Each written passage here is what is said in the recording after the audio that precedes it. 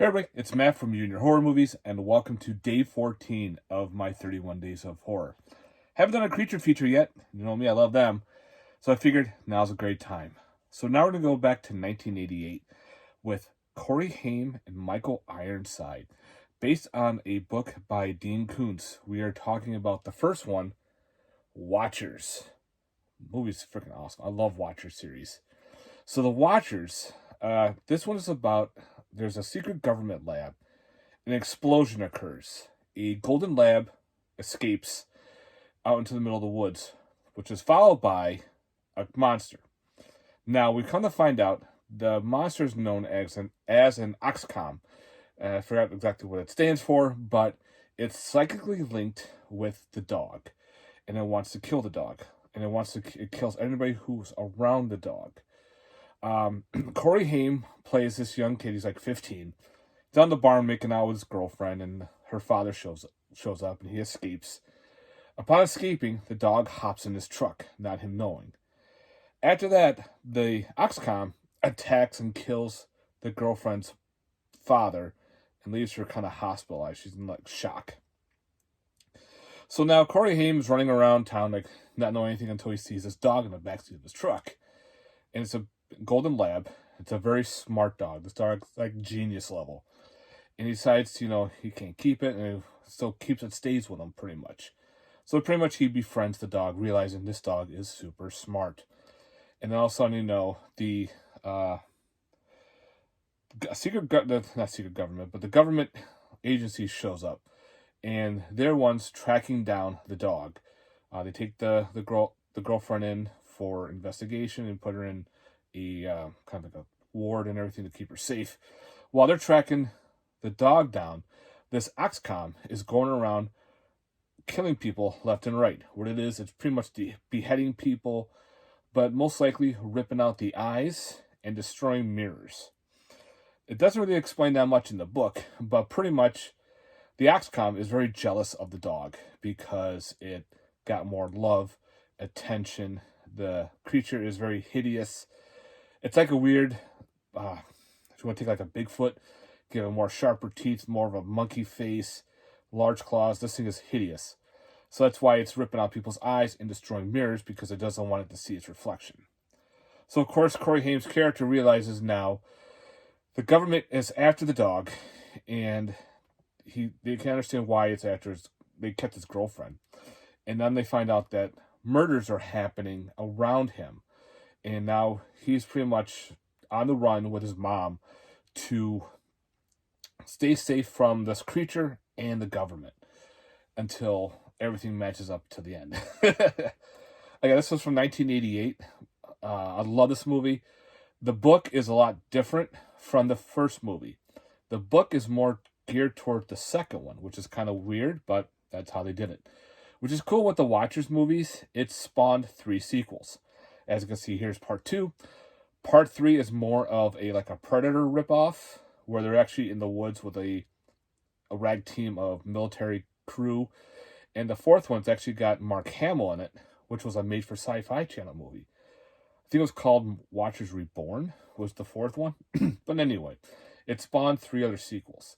All the same thing. Smart dog, and they called it the Outsider later on in the series, but in the first one we were going to call it the Oxcom. Same thing, it's going around ripping people's eyes out, so it pretty much stays with the story, which I enjoy. And after doing this one, it makes me want to rewatch all the rest of the films. Again, unfortunately, these movies are out of print. The part 2 had a Blu-ray release through Scream Factory through their website exclusive. Other than that, the rest are all on DVD. If you can find these DVDs, if you can find them cheap, pick them up. They're great creature features. The storylines are great. This is the old Artesian. There's no special features. What's also great about this DVD is that they're all on the same side of the disc. Usually with the old DVDs, one movie was on one side and the other movie was on the other. I hate those dual layer discs. Because if you get a fingerprint on one side, that movie's fucked until you have to clean the disc. So all of them are on the same disc. It's compressed to fit on the same side. but it's worth it. It's a great double feature. Again, this has a very young Jason Priestley in this too. He plays one of the kids on a bike. And yeah, so the body count is pretty high. No nudity.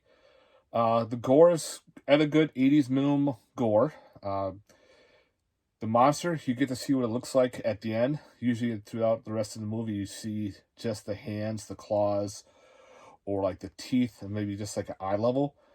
But it gives you that cool sense like there's something stalking, something menacing is out in the woods, picking people off in this small town. And again, it's attracted to the dog. It's cyclically linked. So the dog knows when the creature is near, and the creature knows when the dog is near. So, like I said, the government was going to do a military thing where they would send the dog into a enemy territory. The Oxcom was supposed to, kill everybody and retrieve the dog, but the dog was actually murdered throughout the process because the Oxcom was very jealous. So, don't worry, no dogs get killed in this movie, which is awesome. I love when the animals live. So yeah, I highly recommend these guys. If you never read the books, read the book. My mom, it's funny. My mom was the one that got me into these movies, which was really weird. My mom likes murder mysteries and everything, but she got into Dean Koontz. I said, "Oh yeah, I know." He did that movie Phantoms, and there's a couple other films. And she's like, "Do you ever know about this movie Watchers?"